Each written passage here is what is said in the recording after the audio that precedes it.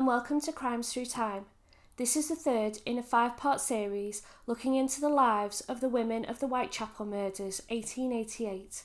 The links to Part 1, Mary Ann Polly Nichols, and Part 2, Annie Chapman, are in the description below.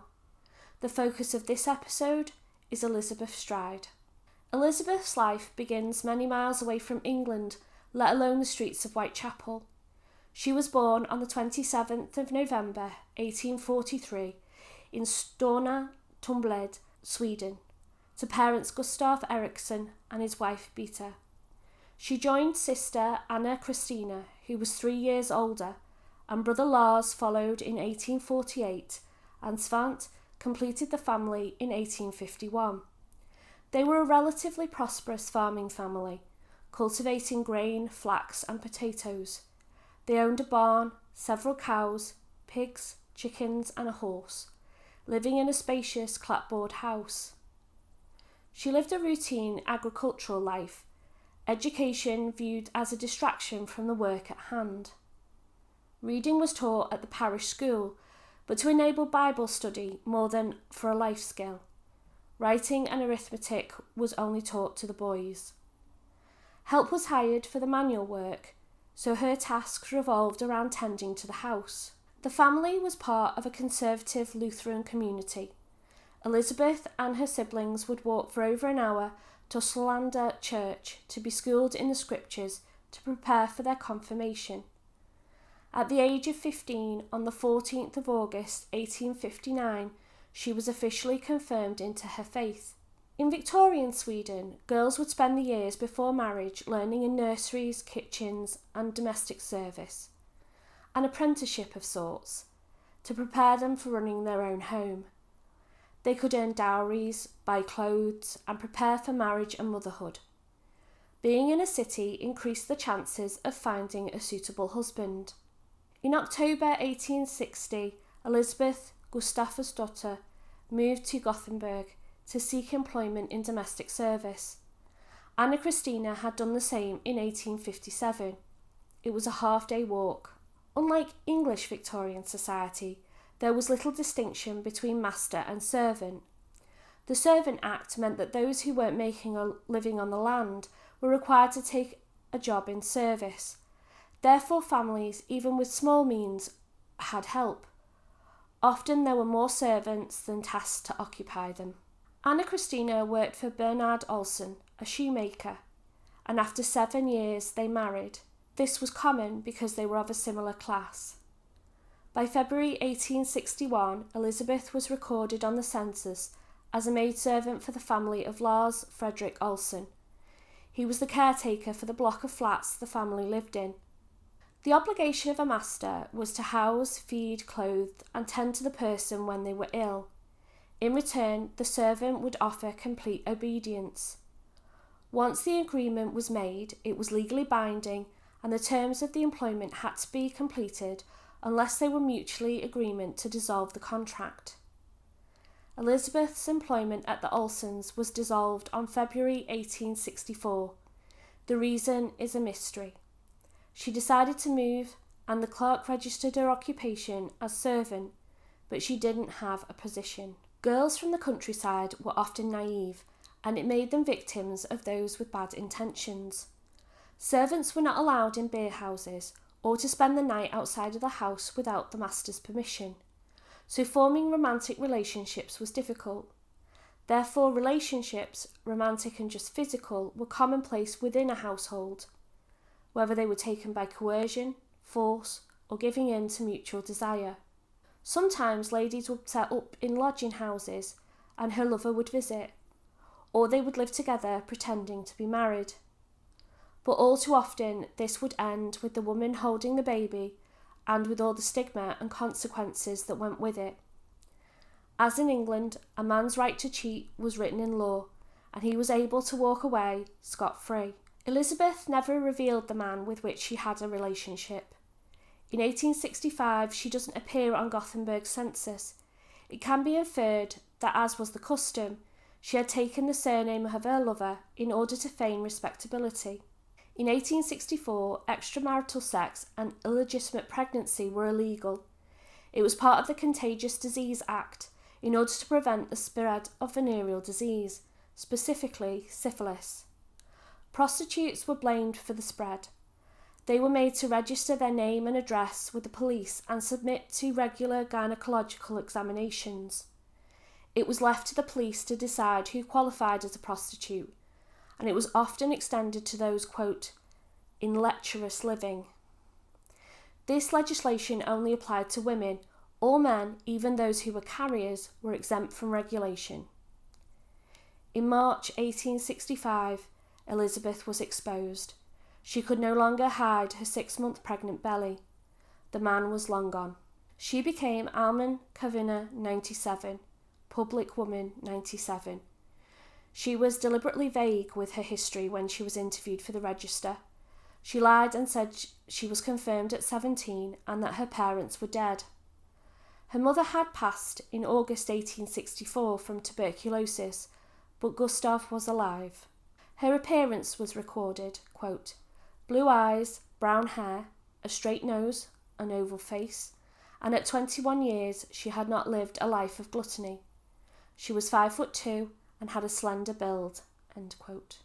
She was to be inspected twice a week on Tuesdays and Fridays or face arrest, a fine or 3 nights in prison on bread and water. She was not allowed out after 11 p.m. and she was expected to, quote, conduct a quiet and silent life. She wasn't allowed to loiter in windows or in doorways, couldn't call attention to herself, and had to dress decently when in public.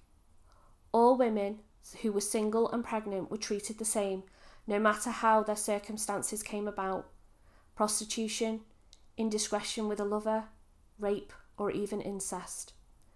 Those on the register of shame, as it was colloquially called, were to enter the police station through the concealed back entrance. Inside they stripped naked and formed a line.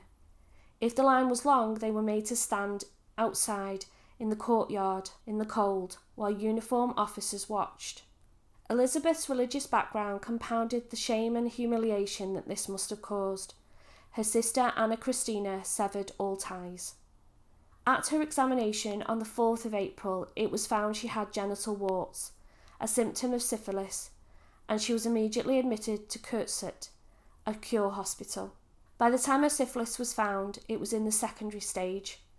Whilst it is impossible to say exactly when she was infected, the timeline of disease indicates it was likely the father of the baby.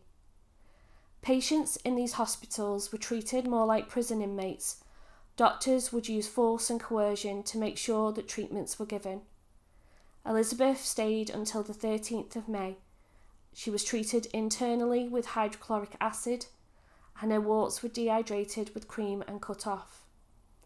On the 17th day of treatment, she went into premature labour. On the 21st of April, she gave birth to a stillborn baby girl.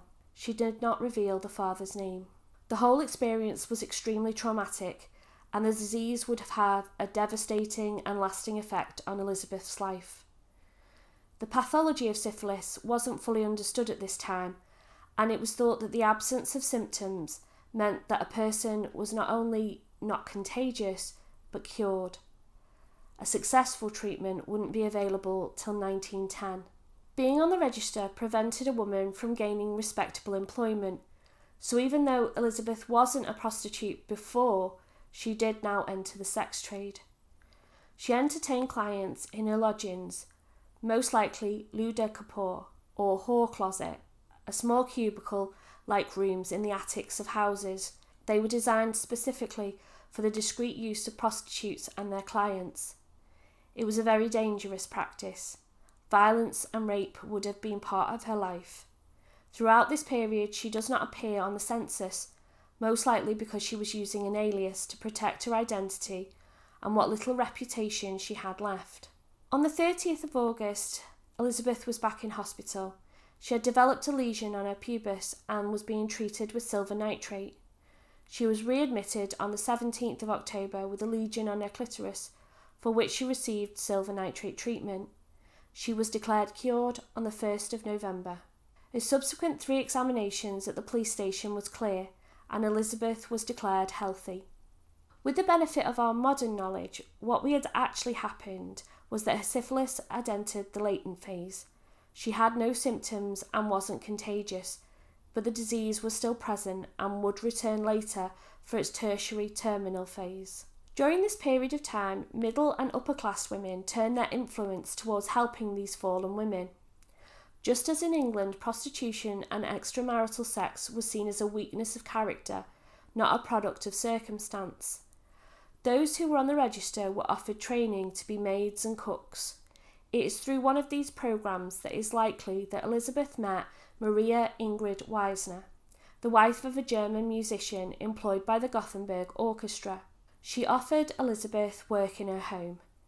This was an amazing opportunity because the only way to be removed from the register was through marriage or from a letter from an employer. And on the 13th of November, a letter was submitted on Elizabeth's behalf, vouching for her character going forward. She had one final examination, and Public Woman 97 was removed from the register of shame. But this did not remove the stigma. The whole community knew and stood in judgment. It is likely a contact of Maria's that made Elizabeth aware of a position available working for a British family that would require her to relocate to London. She seized the opportunity for a fresh start. Elizabeth, fortuitously, came into an inheritance of 65 crowns from her mother's estate. This was a lie. Swedish law didn't allow for a woman under 25 to inherit money in her own right. It was likely a parting gift from a former lover, as this was a common gesture. She purchased new clothes and a set of luggage. On the 7th of February 1866, Elizabeth departed Sweden for the 5-day journey to London. She had just turned 22 and was the only Swede to emigrate to England that day. William Stride was a respectable man who had worked his way up from labourer to homeowner. In the 1840s, he lived in a house he had built himself on an entire street he owned and was named after him, Stride's Row, in Sheerness, Kent. He married Eleanor in 1817. They were devout Methodists and lived a frugal life despite being a family of means. They never employed a servant even after Eleanor passed away in 1858. John Thomas Stride was born in 1821, the second eldest of 9 that the couple had. He trained to be a carpenter, but as iron replaced wood in ship construction, work became harder to find. He was 40, unmarried, and living at home with his father and younger brother Daniel. Daniel suffered from mental health issues, and in 1861, John caught him stealing from the household. William called the police and intended to press charges against his son. He was tried for petty theft, but John refused to cooperate, and he was released. This decision changed the relationship between father and son, and John left home shortly after, heading to London to find work. He found work easily in the furniture-making factories in the north part of Tottenham Court Road. He took lodgings with Charles Westwick at 21 Munster Street, and he began to frequent the coffee house scene. John was teetotal, but was a very social person. Elizabeth at this time was living in a townhouse near Hyde Park, although exactly who her employer was is a mystery. It must have been a massive adjustment, new job, new culture, and a new language to learn. But she must have enjoyed it, as she made the decision to permanently settle in England. One requirement of this was to register with the Swedish Church, which she did after 5 months in the country. How she came to leave her employment is unclear, but testimony given at an inquest in 1888 implied it was after a scandal, potentially involving the brother of the gentleman she worked for. Michael Kidney testified that 20 years later she still had the name and address of this man, possibly indicating the importance this person had to her. Elizabeth couldn't write, so these details must have been written down and given to her. Could they have been from a man that courted the affections of a pretty young Swedish girl? She was given a good reference, and she gained employment with Elizabeth Bond in a genteel lodging house at 67 Gower Street, around the corner from the furniture warehouses. Exactly how they met and the course of their early relationship is unknown, but by early 1869, John and Elizabeth were engaged. They made an odd match. John, 40, and a modest furniture maker, and Elizabeth, 25, pretty and allegedly the former mistress of a gentleman. Perhaps John represented the safe choice, a man who would be stable and with whom she could build a life. It may not have been true love, but there was a genuine care and affection. The wedding was on the 7th of March 1869. No one attended on behalf of Elizabeth, but John's friend Daniel Fryer signed as a witness for him, and the church sexton signed for her. She gave a fake name for her father, and it is unlikely that she shared any of the details from her life in Sweden with John, especially her syphilis diagnosis. The couple dived straight into a business venture together, opening a coffee house called Poplar Newtown, Upper North Street, Poplar. John's brother George already lived there, and in 1871 Charles Stride moved to Limehouse. Elizabeth put her experience in service to good use, and the couple worked side by side in their business, but competition from the pubs was stiff. In 1871 they moved location to 178 Poplar High Street to get better passing trade. They tried for a family, but any pregnancy ended in miscarriage because of Elizabeth's latent syphilis, although the couple wouldn't have known that to be the reason. On the 6th of September 1873, William Stride died. Daniel was still living at home, and Sarah Ann attended her father. William used his will to make his feelings about his children clear. Despite John having lived with and helped his father for most of his adult life, he was left nothing. Daniel received 5 houses on Strides Row, plus 2 on Victoria Street. Sarah Ann received 2 houses, and Edward received a house. William James, who was born deaf, as well as all the brothers who lived in London, were given nothing. John was most likely waiting for a payout from the will to clear the debt from the first coffee house location and for a cash injection to boost the current business. When nothing came, they had to sell the lease within months. John was able to keep a roof over the couple's head, but not much more. The Stride marriage began to struggle. Financial hardship, the inability to have a family, and then drinking took its toll on the couple. In March 1877, Elizabeth left John, and on the 24th she was arrested under the vagrancy laws for begging and rough sleeping. Police took her by force to the workhouse. They reconciled soon after, but money became a serious issue for them. In 1879 she appealed for aid from the Swedish church, claiming John was ill. By 1880 she was reported as living in Stepney Union Workhouse in February and Hackney Union in April. Both times she was recorded as destitute. Elizabeth decided if John could not provide for them, then she would do it herself, and she began her career as a con woman.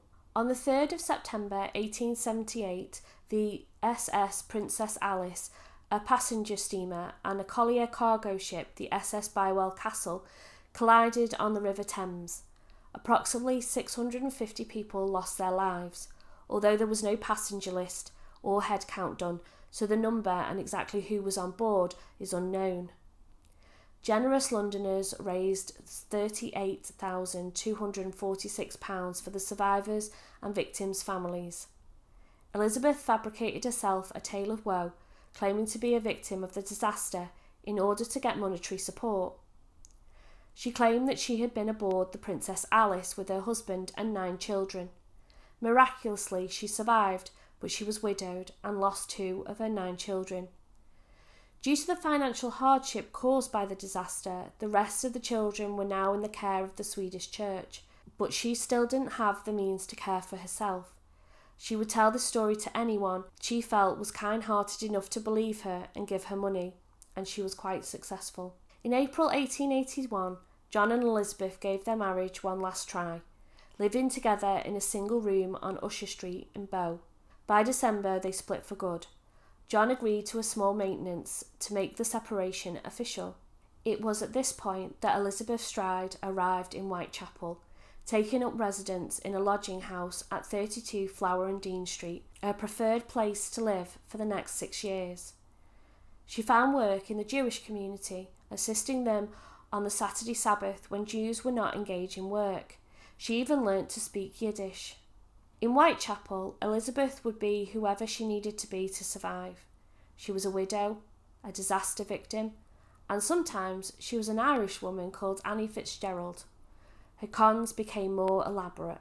Her most successful and long-running grift began in 1883 when she met Mary Malcolm, a tailoress who mistook her for her sister Elizabeth Watts. Elizabeth was accomplished at reading people and extracting information that she could use to her advantage. She weaved a story including details of her own recent past and facts she had gleaned from Mary. Elizabeth Watts had a checkered past and had been committed to an asylum, so it wasn't a stretch for her to believe that the woman in front of her was her sister. Mary would later testify at the inquest that Elizabeth's main weakness was drinking, and that she didn't know what she did for a living. For 5 years, the women met every week on Saturday at 4 p.m, and Mary gave her sister 2 shillings and sometimes some clothes. She would say that she did have some suspicions, enough that she would never take her to her home and kept the payment secret from her husband. In October 1884, John was admitted to Stepney Sick Asylum, where he died of heart disease, aged 63. He was buried on the 30th of October 1884. Elizabeth's drinking increased, and on the 13th of November 1884, she was arrested for drunken disorderly as well as solicitation. She was sentenced to 7 days hard labour. This was the last time she was arrested for prostitution. She began a relationship with Michael Kidney, and they began to live together firstly on Devonshire Street and then on Fashion Street. It is likely that it started as a business arrangement and was more a relationship of convenience. Michael was in his mid-30s, a dock worker and a volunteer in the Army Reserves. They were both heavy drinkers, and under the influence they were angry and violent. In January, and then again in June of 1887, she made police complaints about the beatings that she had received from Michael. She would later drop all charges. The relationship was volatile, and they would split and reconcile repeatedly. Every time she would return to Flower and Dean Street. Michael was also cheating. In 1889, he was treated in Whitechapel Infirmary for syphilis. He couldn't have contracted it from Elizabeth. She was well into her latent phase and could not pass on the disease. Her syphilis status was beginning to change, though, as she moved into the tertiary phase of the disease. From 1886 until her death, her behaviour began to deteriorate. By the end of summer 1888, she had been charged 4 times in 3 months for drunkenness and obscene language. She had begun to experience fits, a classic symptom of phase 3 syphilis, although Elizabeth would not have known that at the time. She began to self-medicate to mask the disorientation and pain. The more she drank, the worse she felt, and it turned into a vicious cycle. But her cons continued. She told Mary that she had, quote, a hollowness in the right foot, caused by an accident 3 years prior when she was ran over by a machine. She intended to get some money for it. Of course, it was all fake. One day, Elizabeth left a baby with Mary, telling her that she had a child by a policeman. In truth, she had borrowed the baby from a baby farmer to use as a prop while begging to encourage people to be more generous with their donations. She picked the baby up, and when Mary inquired as to where the baby went, Elizabeth told her that she had taken him to Bath to live with her first husband's family. All lies again. The only friend Elizabeth had for any length of time was Catherine Lane. They met around 1881-1882 in the lodgings at Flower and Dean Street. They saw each other every day, but no one knew her age, her surname, or where she was born. Michael believed she was in her mid-30s. She was 44. Her English was so good they didn't even know she was Swedish. The only true record of her history lay in the records of the Swedish church. In late September 1888, Elizabeth and Michael had words, and she returned to Flower and Dean Street. She left a Swedish hymn book with her neighbour, Mrs. Smith. A lodging house was not a place to take precious items. On the 26th of September, social reformer Thomas Bernardo believed he encountered Elizabeth in the shared kitchen. He reported the women, quote, seemed frightened, and one woman exclaimed, We're up to no good, and no one cares what becomes of us. Perhaps some of us will be killed next. If anyone had helped the likes of us years ago, we would never come to this." End quote. Thomas was adamant it was Elizabeth, but it can't be verified. The 29th of September was a usual day for Elizabeth. She had done some cleaning work for Elizabeth Tanner at 32 Flower and Dean Street and earned a sixpence. She headed to the Queen's Head pub on Commercial Road. Mrs. Tanner would testify that she had no bonnet or cloak. This implies that she was soliciting. Women who were offering services would often appear, quote, "in their figure," to show off the product. She didn't have much luck and walked back to the lodging house with Mrs. Tanner at 6:30 p.m. There are conflicting reports as to whether she paid for a bed for the night. She asked Catherine to take care of some green velvet material she had acquired and borrowed a clothes brush to smarten up her only set of clothes. At the inquest, no one knew if Elizabeth was courting any men or who she passed her time with. They couldn't comment on her usual habits and where she liked to spend her time. She was an enigma of her own creation. The post-mortem revealed she had eaten potatoes, bread and cheese, washed down with a few drinks. She had been given a corgi or nosegay, a single red rose tied together with some maidenhair fern, which was attached to her bodice. No one remembered her having it at the lodging house. She was carrying some hard sweets that were used to freshen breath. It seemed that she was going out to socialise. Was it a prearranged date? Soliciting? Looking for love with a long-term partner? All are unanswered questions. Sightings of Elizabeth from her last night are many, but with poor lighting, the usual variation in eyewitness reports, coupled with the fear caused by the murder spree, only one could be confirmed as Elizabeth. 12:45 a.m. approximately, quoting from the Home Office file. Israel Swartz of 22 Helen Street, Backchurch Lane, stated that this hour, turning into Burner Street from Commercial Road and having gotten as far as the gateway where the murder was committed, he saw a man stop and speak to a woman who was standing in the gateway. He tried to pull the woman into the street, but he turned around and threw her down onto the footway, and the woman screamed 3 times, but not very loudly. On crossing to the opposite side of the street, he saw a second man lighting a pipe. The man who threw the woman down called out, apparently to the man on the opposite side of the road, Lipsky, and then Swartz walked away, but finding that he was followed by the second man, he ran as far as the railway arch, but the man did not follow as far. Swartz cannot say whether the 2 men were together or known to each other. Upon being taken to the mortuary, Swartz identified the body as that of the woman that he had seen. Lipsky refers to Moses Lipsky, a notorious murderer, but it was most often used as an anti-Semitic slur. Just 15 minutes later, at 1 a.m, Louis Daimschultz, a costume jewellery salesman, entered Dutfield Yard with his cart and pony. There he discovered the body of Elizabeth Stride. Her throat had been cut. She looked like she had fallen asleep, curled up in the fetal position, on her side facing the wall. One theory is that when Louis arrived, he disturbed the Ripper before he could carry out any mutilations. He even said that he believed that the Ripper was still in the yard when he entered, due to the body temperature and the odd behaviour of his pony. Another is that Elizabeth was subject to the violence of another man, her date for the evening possibly, and that she wasn't the victim of the Ripper at all. Both theories account for Elizabeth being the first of 2 women murdered that night, the other being Catherine Eddowes, in what would be known as the double event.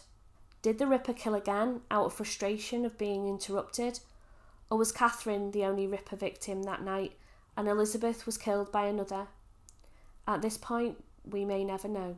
Dr. Frederick Blackwell of 100 Commercial Road was called. He arrived at 1:16 a.m. and pronounced life extinct. Dr. George Baxter Phillips carried out the post-mortem. An excerpt from his report. There was a clear-cut incision on the neck. It was 6 inches in length and commenced 2.5 inches in a straight line below the angle of the jaw. 1/2 inch in over an undivided muscle, and then becoming deeper dividing the sheath. The cut was very clean and deviated a little downward.